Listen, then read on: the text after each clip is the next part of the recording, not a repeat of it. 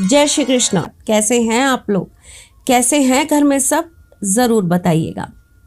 आपको मैंने बहुत सारे अलग अलग प्रयोग बताए हैं, बहुत सारे ऐसे दुर्लभ आप लोगों के साथ टोटके शेयर करे हैं जिससे करने मात्र से आपके जीवन में बहुत परिवर्तन आए हैं। लाखों लोगों को उससे लाभ हुआ है और बहुत सारे लोगों की जिंदगियां पलट गई हैं। तो इसी श्रेणी में मैं आज फिर आपको कुछ एक ऐसी चीज़ बताने जा रही हूँ जिससे आपकी मनोकामना ज़रूर सिद्ध होगी। जब जब भी हम अपने मन के अंदर कोई मनोकामना रखते हैं, किसी चीज़ की इच्छा उत्पन्न करते हैं, तो हमें ऐसा लगता है कि ईश्वर एक बार हमारी मनोकामना सुन ले, क्योंकि और किसी से अपनी मनोकामना कहने से वो सिद्ध नहीं होगी। लेकिन अगर ईश्वर के दरबार में हमारी बात पहुंच गई तो ये हमें विश्वास होता है कि वो ज़रूर पूरी हो जाएगी।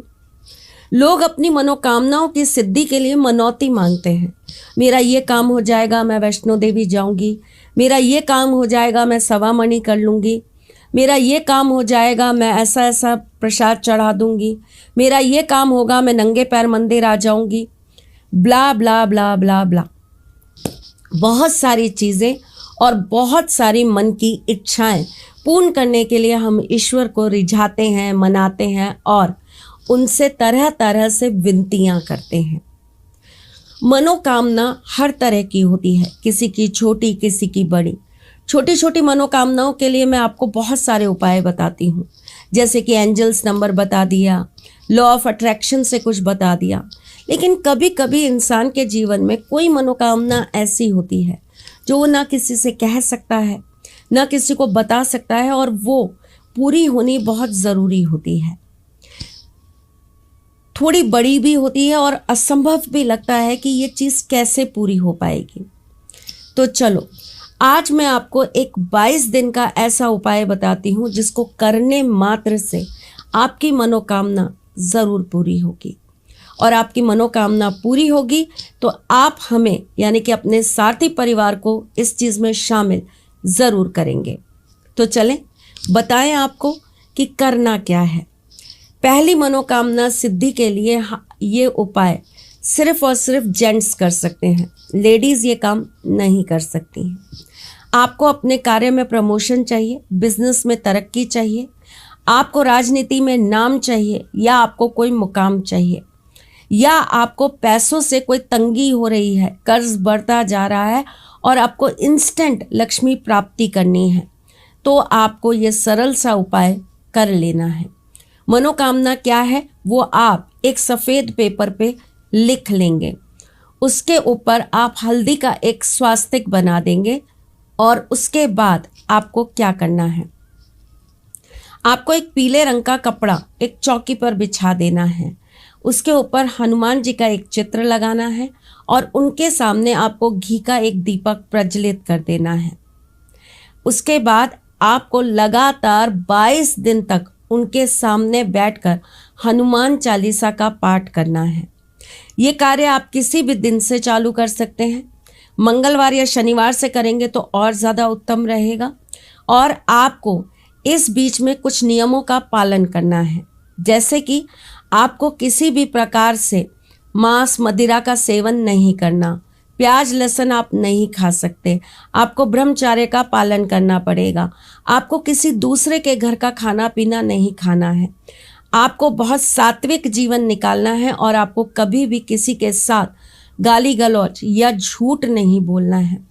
ये छोटी छोटी चीज़ों का आप पालन करके 22 दिन नियमित रूप से अगर ये कार्य कर लेंगे तो आपकी मनोकामना ज़रूर सिद्ध होगी। इस चीज़ के लिए मैं आपको चैलेंज कर सकती हूँ।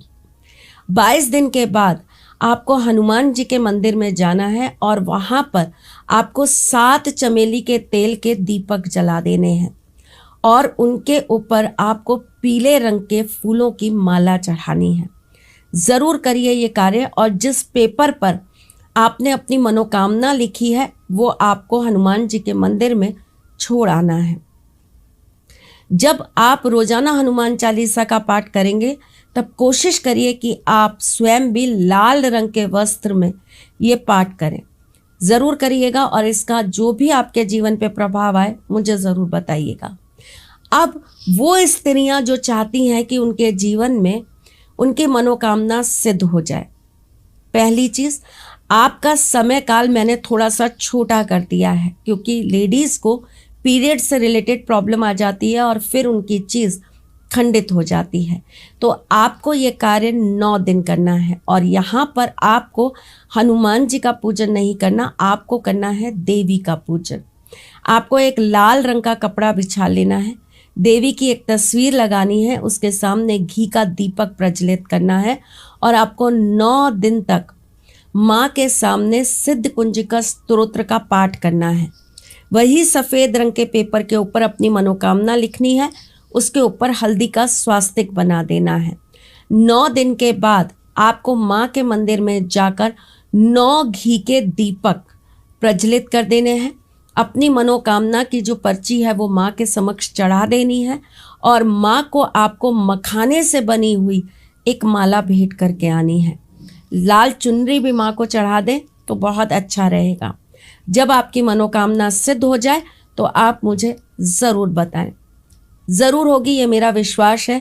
पूर्ण समर्पण, पूर्ण प्रेम के साथ ये काम करिए और फिर देखिए कैसे ऊपर वाला आपकी हर बात पूरी कर देता है। जब भी आपकी कोई छोटी छोटी मनोकामना हो जो आप चाहें कि आपकी पूरी हो जाए, तो छोटे छोटे उपाय कर लिया कीजिए ना।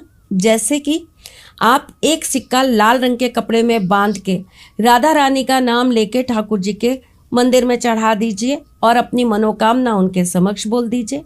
जब माँ राधे का नाम लेके ठाकुर जी के सामने अपनी मनोकामना बोलेंगे तो आपकी मनोकामना उन्हें पूरी करनी ही पड़ेगी, वो कैसे टालम टोल कर सकते हैं।